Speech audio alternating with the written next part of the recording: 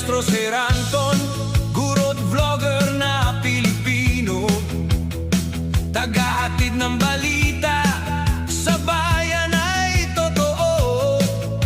Mga benepisyo ng guro, kanyang tinatalakay. Sa video natin ngayon mga maestro ay pag-usapan pa rin natin itong tungkol sa GSIS Subsidy for STEM Program or GSSP.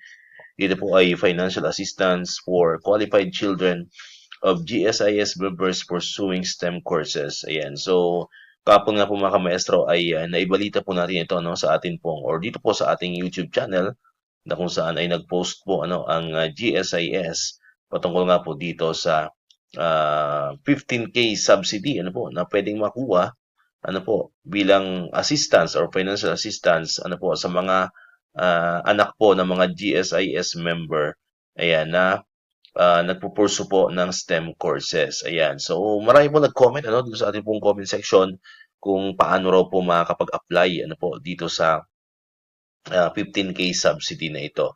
Ayan. So nai-post ko na rin po or nandoon na rin po sa video kahapon yung qualification kung paano ba manonominate ang inyong mga anak para dito sa 15K subsidy. Ayan. So pag-usapan po natin ngayon yung mga kailangan mga requirements para po kayo ay makapag-apply. So ayan, ito po yung application process. So kailangan po ay meron po kayo nitong mga documentary requirements na babanggitin po natin. Ayan, para po mag-qualify at para ma-evaluate po ang inyong mga anak. So unang-una po ay kailangan ng application form.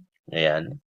Na I think ay mga galing po ito mismo sa GSIS. Ayan. I'm not sure kasi hindi po naka-specify doon sa pinost po doon sa official Facebook page ng GSIS yung patungkol po dito sa application form Hindi po naka-specify kung pwede siyang ma-download sa online or pwede siyang or pupuntahan po mismo or kukunin po mismo sa mga GSIS branches mga maestro. Ayan. Then yun pong original or certified true copy of the Philippine Statistics Authority or PSA, issued birth certificate of the nominated child. So, kailangan po ay PSA. Ayan, although syempre, nakarating naman na ng senior high school yung mga anak po ninyo, panigurado po ay meron na po yung PSA kasi di ba mahigpit tayo sa DepEd, So, kailangan po ay advisable na may PSA po yung ating mga anak. So, malamang pagdating po ng senior high school, meron na po yung PSA. So, hindi nyo na po ito problemahin. Pangalawa po ay original or certified true copy of the Certificate of Employment of Service Record of the member of or disability claim approval for PTD pensioners. Then next po itong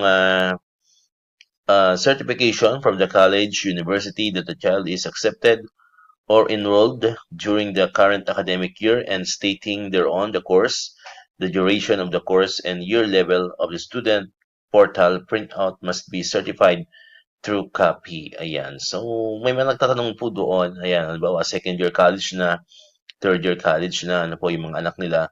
So, I think naman siguro pwede, mga maestro, Not specified din po dito sa guidelines na pinalabas po nila.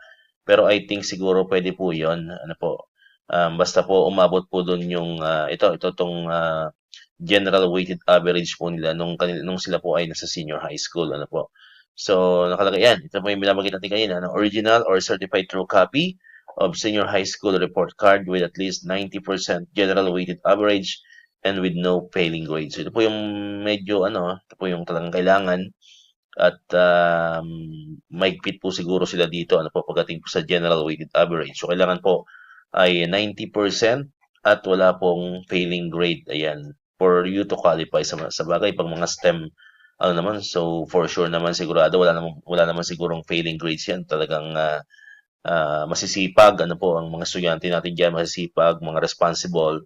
So I think hindi na to issue yung failing grades. Wala naman sigurong may failing grades pag mga STEM students mga maestro. Next, ito po for PWD or IP and solo parents, yung SP solo parents applicants or PWD children, endorsement from the head agency, office, or their designated official attesting to the veracity of the claim that the applicant belongs to the above-mentioned sectors and valid PWD ID. Ayan, so ito po yung mga documentary requirements na kailangan nyo pong i-prepare. Ayan, para po ma-submit po ninyo, Ngayon, may mga nagtatanong kasi kung kung saan daw isasabihin itong mga requirements na to. Ayan, so not specified din po, hindi po siya naka-specify po doon sa post po ng GSIS kung ito ba ay face-to-face or ito ba ay online, po. So, much better siguro, meron naman po silang nilagay ditong contact numbers. Ayan, papakita ko rin po dito sa video po natin. Ayan. So, ayan po, by the way, ang atin pong application period is June 30, 2026. So, nagsimula na po yan. Kasi ngayong araw po ay July 4 na, po. So, July 30, 2026 hanggang August 31, 2026 lamang po yan. Kaya kung kayo po ay interested at sa tingin niyo naman po ay qualified po, ang inyong mga anak, so, pwede na po kayong mag-submit, ng mga requirements para kayo po ay ma-priority. Kasi, po ito, may limit lamang, hindi po ito unlimited na na qualified applicants, po. So, may certain number lang po na kailangan ma-achieve or maabot, then magko-close na po sigurado sila. Ayan, so mas maganda po ay mauna na po kayo. Ayan, kung kayo po ay tingin niyo po ay qualified naman, po. So, ito na po yung binabanggit natin kanina, for further inquiries, yung may contact GSSP telephone numbers. Ayan, so ito po yung mga hotline numbers specifically para po ma-address po ang inyong mga katanungan patungkol nga po dito sa 15K subsidy na ito mga kamaestro. So, yan na po, Andyan po yung unang numero. Ayan, 02-8479-3571. And yung pangalawa naman po ay 02-8479-3572. So, ayan po yung mga contact numbers. Ayan, I think it is a landline number. Ayan, para po matanong na po ninyo, for example, saan ba dadalhin yung mga requirements at makukuha yung application form. So, I think ito na po yung magiging kasagutan, So, pwede po kayong tumawag or mag-call, po, dito po sa mga numbers na ito. Ayan, so, pwede nyo na po yung, magkano lang naman siguro ang charge niyan. O kung may mga landline kayo sa bahay, sabihin nyo na po ng time, po, para malinawan po kayo sa inyong mga katanungan. Kasi sabi ko nga po kanina, hindi po naka-specify kasi lahat-lahat dito, sa website po ng GSIS, yung pinaka-proseso talaga.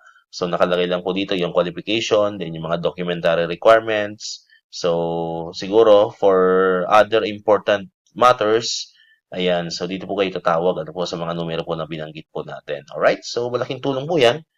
Po, yung 15K subsidy na yan. Ayan, kasi, syempre, mahirap hanapin ang 15,000 pesos, So, 15,000 pesos is 15,000 pesos pa rin. So, lalo na pag sa tingin nyo naman talaga ay qualified po ang inyong anak, qualified po kayo.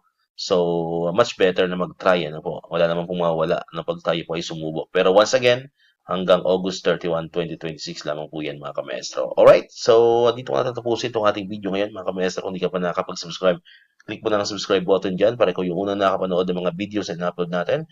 Katulad ito yung mga updates pa rin about sa GSIS and other benefits sa mga teachers and government employees. And syempre, click mo na rin ang notification bell button para ma-notify ka, always updated ka pag may mga bago tayong uploaded na videos. So muli, maraming salamat sa inyong panonood at pakikinig.